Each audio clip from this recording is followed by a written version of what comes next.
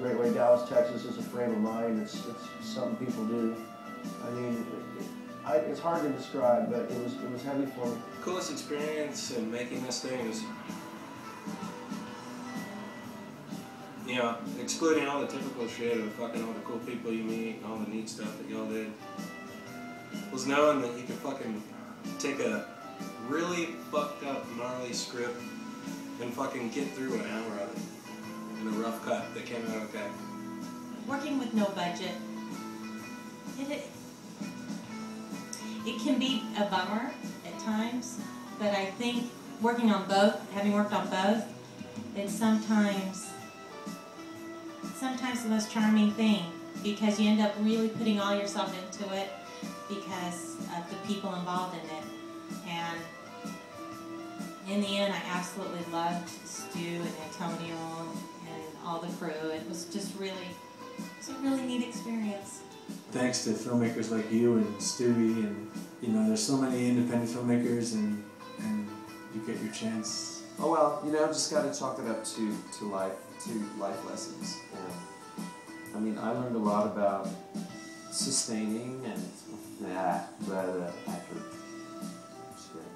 This really got me going on kind of a new direction artistically.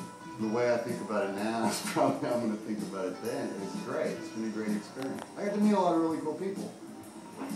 So yeah, it's just a little bit sad to be like almost 40 and suburban punk rock. When you think about the cost of a movie nowadays, a real movie, whatever that means, and you compare it to how they did it. I mean, going to people in their community, people that they knew, and say, look, I need $5 grand. I need to buy a Steadicam. These guys were the ultimate DIY, bootstrap, I'm going to do this. Yeah, there you go. That's a way of looking at the glass half full. That's the punk rock spirit.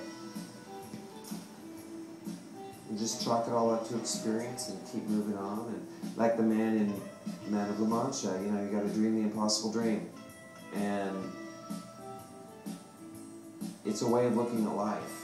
To me now, as I'm in my 30s, the punk thing is kind of raging against conformity, against living the boring life and doing the boring thing. Like going out and doing something to change your routine. You know, my idea of dying and going to hell is working a 9-to-5 really dull accounting job and driving home to my cookie cutter home. And then I met some guys that said, hey man, can you play bass guitar? We want to form a punk rock band. And that was when I encountered the idea that it didn't matter how good you were, it didn't matter how rich you were, it didn't matter whose friends you had, you know, who you were friends with. It just mattered that you got out and did it. And what I learned was, if you can't play guitar, that's fine. You just get up and play. If you can't sing, that's fine. You just get up and play. That's what punk rock is. And at my age now, in my mid-40s, I still relate to that energy.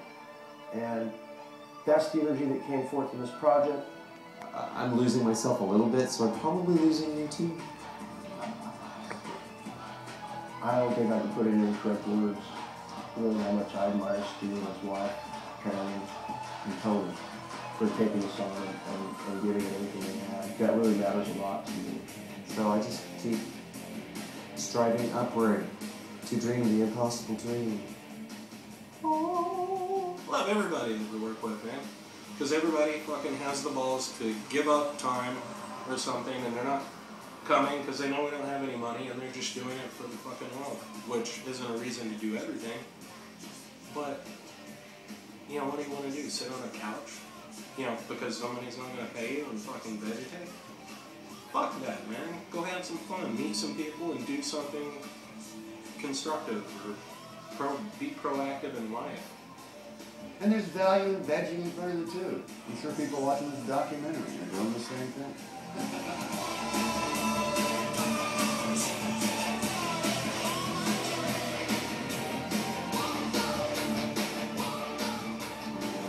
Could you imagine trying to do a movie like this 15 years ago or 20 years ago? And all the stuff you would have to haul around and the people you would have to deal with and developing the film, all that shit. We used to go play gigs, and the sound guy would like just laugh at our gear. I think punk, almost since the beginning, has been subverted by the media image of what punk rock is, you know what I'm saying? Just by virtue of it being Sid Vicious. And everybody looks at that template and goes, that's what a punk rocker is. A lot of people base their punk rock thing on that, and it's just bullshit, you know? But that's their template. The fact that they see those movies, what it's really about is doing it yourself, doing whatever fucking music you want to do. I didn't pursue putting out CDs or records or anything like that because I was doing it for me. You're not trying to please anyone? No. I'm not going to do that very well. I think I piss off more people than I please. It was purely hand to mouth, but that was cool. I think, you know, that ensured that we were doing it for the right reason, and you know, in absence of money, you better be having fun. I remember more about the music than I remember the plot of the movie.